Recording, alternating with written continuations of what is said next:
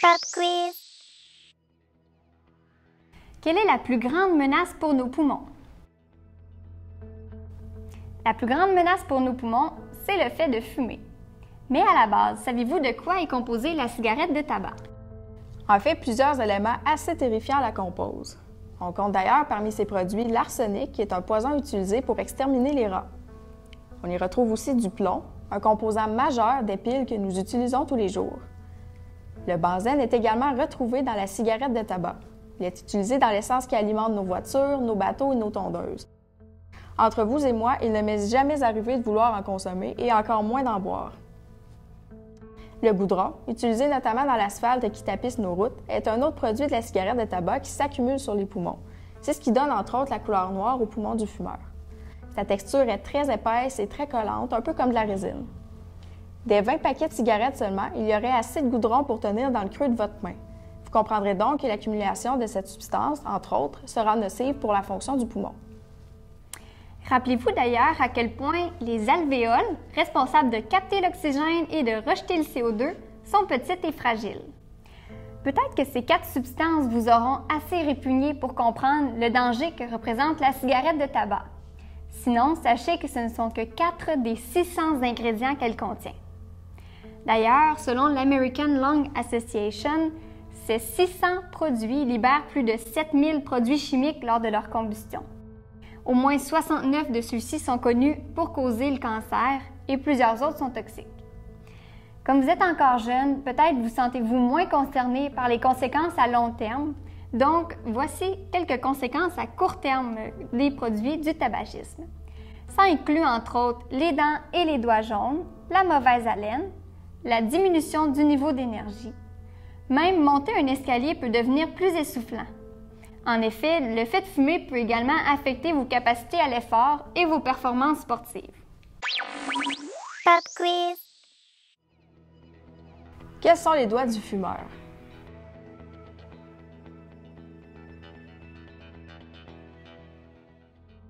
Vous l'aurez deviné, ce sont les doigts jaunis de la photo A. Cela représente une des manifestations fréquentes du tabagisme. Hélas, les effets du tabac ne s'arrêtent pas là.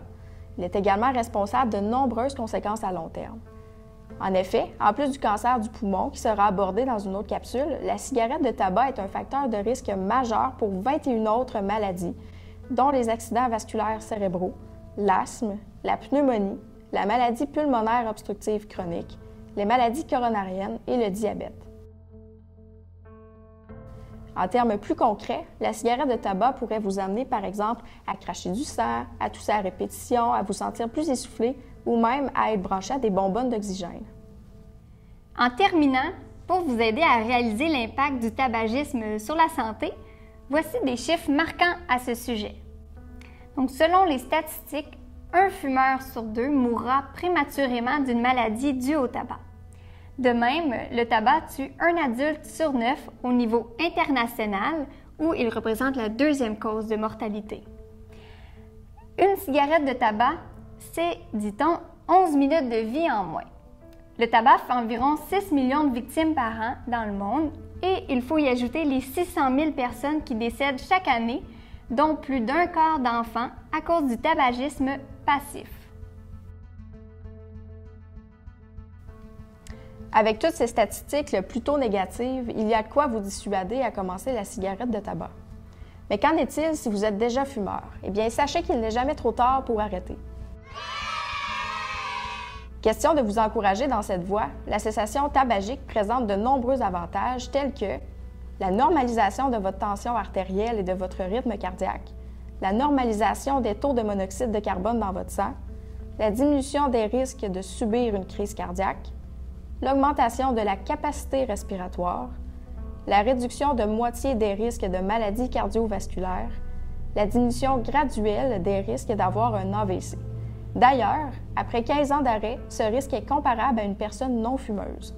Après 10 ans de cessation, votre risque de développer un cancer du poumon est presque 2 fois moins élevé que celui d'un fumeur. En termes d'espérance de vie, celle-ci se verra augmenter en fonction du nombre d'années d'arrêt tabagique comparativement à un fumeur qui continue de fumer. Donc, si vous cessez de fumer entre 25 et 34 ans, votre espérance de vie se prolonge de 10 ans. Alors que si vous cessez de fumer entre 35 et 44 ans, votre espérance de vie se prolonge de 9 ans. Si vous cessez de fumer entre 45 et 54 ans, votre espérance de vie se prolonge de 6 ans.